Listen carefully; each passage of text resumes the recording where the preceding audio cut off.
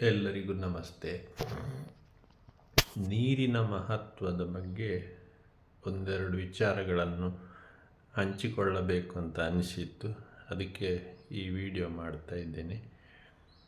ಮೊದಲೆಲ್ಲ ತೋಡಿಗೆ ಕಟ್ಟ ಎಲ್ಲ ಕಟ್ತಾ ಇದ್ದರು.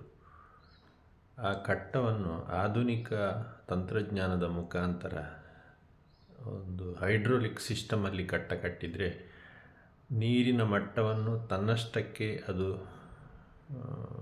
ಮೇಂಟೈನ್ ಮಾಡುವ ಹಾಗೆ, ಅದು ಇಂತಿಷ್ಟು ನೀರು ತುಂಬುವಾಗ ಅದು ತನ್ನಷ್ಟಕ್ಕೆ ಓಪನ್ ಆಗುವ ಹಾಗೆ ಅದರಲ್ಲಿ ವಾಲ್ವ್ ಸಿಸ್ಟಮನ್ನು ಮಾಡಿದರೆ ಆ ನೀರಿನ ಮಟ್ಟ ತೋಡಿನಲ್ಲಿ ಅಥವಾ ನದಿಗಳಲ್ಲಿ ಯಾವಾಗಲೂ ಒಂದೇ ರೀತಿಯಲ್ಲಿ ನಿಲ್ಲುವ ಹಾಗೆ ಆದೀತು. ಹಾಗೆ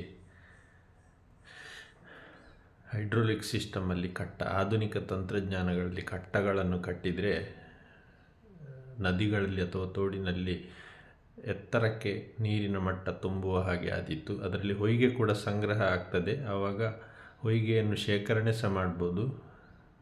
ಬೇಡ ಅಂದರೆ ಆ ಕಟ್ಟಿದ ಅದರ ಕೆಳಭಾಗದಲ್ಲಿ ನೀರನ್ನು ಬಿಟ್ಟರೆ ಹೊಯ್ಗೆ ನೀರಿನೊಂದಿಗೆ ಹರಿದು ಸಮುದ್ರಕ್ಕೆ ಹೋಗ್ತದೆ. ಮೇಲ್ಭಾಗದಲ್ಲಿ ನೀರು ಪಾಸಾದರೆ ನೀರು ಮಾತ್ರ ಹರಿದು ಹೋಗ್ತದೆ. ಆ ರೀತಿ ಭಾರತದಲ್ಲಿ 3 ರೀತಿಯ ನೀರಿನ ಅಗಾಧವಾದ ಸಂಪತ್ತಿದೆ. ಒಂದು ಮಳೆಗಾಲದ ನೀರು, ಎರಡನೆಯದಾಗಿ ಗಂಗಾ ನದಿಯ ನೀರು, ಮೂರನೇದಾಗಿ ಸಮುದ್ರದ ನೀರು. ಸಮುದ್ರದ ನೀರು ಕೂಡ ಅದನ್ನು ಕೂಡ ಶುದ್ಧೀಕರಣ ಮಾಡಿ ಎಲ್ಲ ಕಡೆಗೆ ಸಪ್ಲೈ ಮಾಡುವಂಥದ್ದಿದೆ. ಅಂದರೆ ಸೌದಿ ಅರೇಬಿಯಾ ಇತ್ಯಾದಿಗಳಲ್ಲಿ. ಆ ನೀರಿಲ್ಲದ ಒಂದು ದೇಶಗಳಲ್ಲಿ ಸಮುದ್ರದ ನೀರನ್ನು ಶುದ್ಧೀಕರಣ ಮಾಡಿ ಅವರು ಅಭಿವೃದ್ಧಿ ಹೊಂದಿದ್ದಾರೆ ಅಂತ ಹೇಳಿದರೆ ಭಾರತದಂತಹ ದೇಶ ಅಂತಹ ಜನರ ಕೈಗೆ ಸಿಕ್ಕಿದರೆ ಯಾವ ರೀತಿಯಲ್ಲಿ ಅವರು ಅಭಿವೃದ್ಧಿ ಹೊಂದ್ಯಾರು ಎಂಬುದು ನಾವು ಯೋಚಿಸಬೇಕು.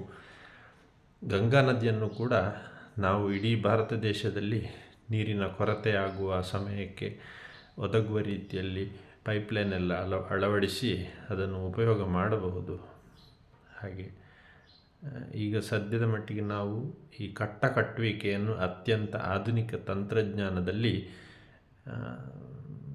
365 ದಿನವೂ ಕೂಡ ಆ ಕ್ರಿಯಾಶೀಲವಾಗಿದ್ದುಕೊಂಡು ನೀರನ್ನು ಹಿಡಿದಿಡುವ ಹಾಗೆ, ಮಳೆ ಬರುವಾಗ ಮಾತ್ರ ಆ ನೀರು ಹೆಚ್ಚುವರಿ ನೀರು ಹೋಗುವ ಹಾಗೆ ಒಂದು ನೀರಿನ ಮಟ್ಟವನ್ನು ಅದು ಕಾಪಾಡಿಕೊಂಡರೆ ಆ ನೀರು ಭೂಮಿಯಲ್ಲಿ ಶೇಖರ ಆಗ್ತದೆ. ಯಾವ ಕೊರತೆಯೂ ಕೂಡ ಇಲ್ಲ. ಒಂದು ಮಳೆಯ ನೀರಿನಲ್ಲಿ ನಮಗೆ ಅಗಾಧವಾದ ನೀರಿನ ಪ್ರಮಾಣವು ನಮಗೆ ಸಿಗ್ತದೆ. ನಾವು ಅದನ್ನು ಸ್ವಲ್ಪವೂ ಕೂಡ ರಕ್ಷಣೆ ಮಾಡದೆ ಕೊನೆಯಲ್ಲಿ ಬೇಸಿಗೆಯಲ್ಲಿ ನಾವು ನೀರಿನ ಸಮಸ್ಯೆಯನ್ನು ಕಾಣ್ತೇವೆ. ಹಾಗಾಗಿ ಈ ವಿಚಾರವನ್ನು ತಾವೆಲ್ಲರೂ ಕೂಡ ಅರ್ಥ ಮಾಡಿಕೊಂಡು ಹಳ್ಳಿಗಳಲ್ಲಿ, ನದಿಗಳಲ್ಲಿ, ತೋಡುಗಳಲ್ಲಿ ಕಟ್ಟುವ ಕಟ್ಟಗಳನ್ನು ಅತ್ಯಂತ ಆಧುನಿಕ ತಂತ್ರಜ್ಞಾನದಲ್ಲಿ ನಿರ್ಮಿಸುವ ಹಾಗೆ ಎಲ್ಲರೂ ಗಮನ ಹರಿಸಿದರೆ ಒಳ್ಳೆಯದು ಎಂಬ ನನ್ನ ಒಂದು ಸಲಹೆಯನ್ನು ನಿಮ್ಮೊಂದಿಗೆ ಹಂಚಿಕೊಳ್ಳಲು ತುಂಬ ಸಂತೋಷ ಪಡ್ತಾ ಇದ್ದೇನೆ. ನಮಸ್ತೆ.